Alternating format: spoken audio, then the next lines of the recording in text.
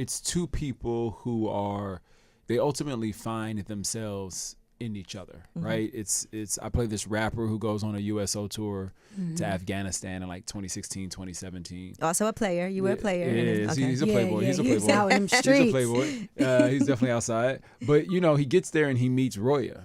And he meets this woman who's his interpreter. And at that time in that country, women, and still today actually, women are not allowed to work. Women are not allowed to have jobs. Crazy. They're not allowed to have independence. And so she actually sneaks on and off the base dressed as a man every single day, because that's just part of culturally to get her education, to be able to get her education, to be able to get all these things. And anyway, they start talking, and he starts to realize, and she presents as a woman on the base, like once she's there, right? But they start talking, and as she's asking questions about where he's from, and he's asking questions about where she's from, they start to realize that, like, there's a humanity, like that there's a shared humanity, but really they start to find themselves and their own identity through this kind of journey and this kind of traumatic incident that happens, and in that they're bonded in a way that, I think you root for it to be bonded forever, but you gotta, you want that love story. Yeah, you but want that the love story. It's you know? kind of like even in Love Jones, they go through ups and downs, and there may be some years in between where So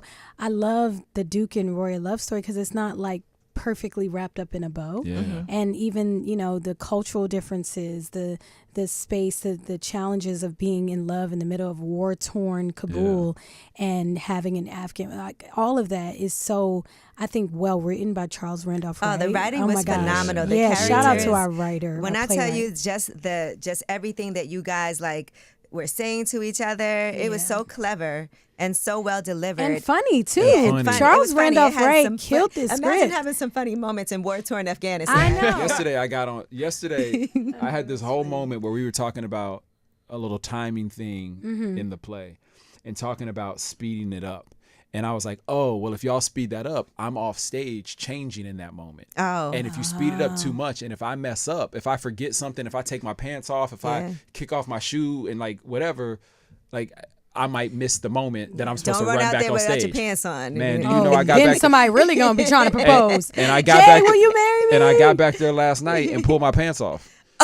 Literally, I unbuckled my pants and like pulled my pants down. I was like, "What am I doing? What am I doing? What am I doing?" Oh my gosh! Are you serious? No joke.